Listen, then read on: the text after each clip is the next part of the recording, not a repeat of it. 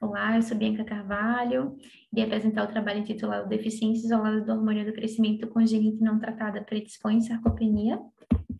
Bom, a senescência é o período fisiológico do envelhecimento marcado por importantes reduções de alguns hormônios, como o hormônio do crescimento e o fator de crescimento semelhante à insulina 1, ou o IGF-1.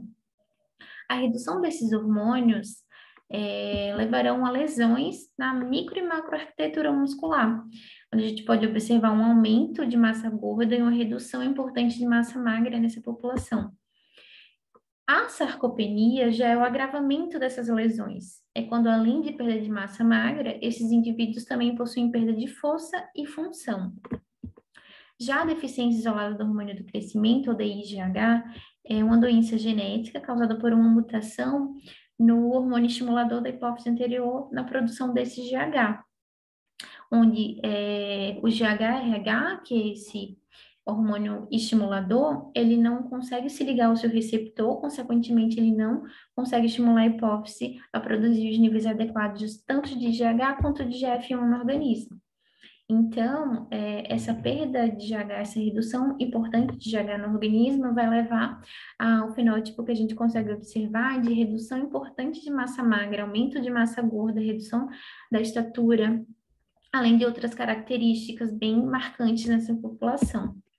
Então, pensando nisso, o objetivo do nosso trabalho foi avaliar parâmetros funcionais relacionados à sarcopenia em indivíduos com deficiência isolada do hormônio do crescimento comparados a controles saudáveis.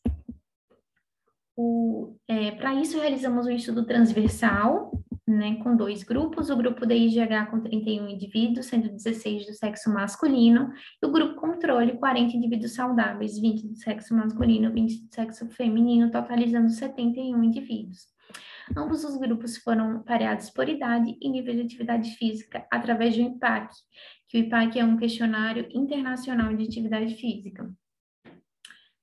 Quanto aos dados antropométricos e nível de atividade física, não houve diferença estatística entre sexo, idade, MC e nível de atividade física entre os grupos, já que utilizamos esses dados para parear os grupos e reduzir viés. Quanto ao peso, altura, desvio padrão de altura e parâmetros de massa magra, tanto em valores relativos quanto absolutos, houve diferença estatística entre os grupos, como era esperado. Quanto aos parâmetros de força muscular entre os grupos de IGH e controle, quanto à força dos sensores de joelho, não houve diferença entre os grupos, porém, quando essa força dos sensores de joelho foi corrigida para o peso corporal, o grupo da IGH apresentou maior força comparado ao controle, quase o dobro, como a gente pode observar na nossa tabela. Quanto à atividade mioelétrica e fadiga muscular nos grupos de IGH e controle, houve diferença estatística entre a atividade mioelétrica dos músculos vasto medial, reto femoral e vasto lateral, que são os sensores de joelho, entre os grupos, sendo que o grupo da IGH apresentou menor atividade mioelétrica comparada a controles. Quanto ao parâmetro de dimensão fractal dessa musculatura, não houve diferença estatística entre os grupos. A dimensão fractal, ela está relacionada a parâmetros de fatigabilidade central, então não tem diferença entre os grupos, não houve diferença. Já no parâmetro de velocidade de condução desses músculos, o grupo da IGH apresentou maior velocidade de condução, né? Houve diferença estatística entre os grupos, sendo que o DIGH apresentou maior velocidade de condução comparada a controles.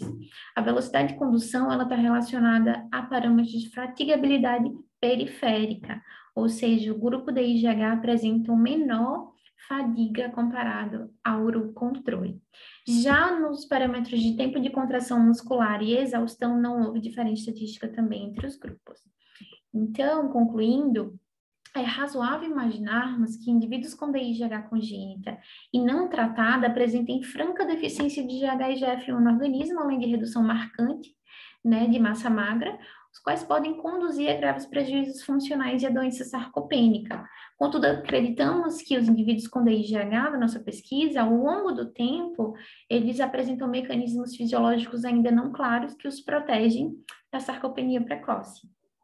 Obrigada.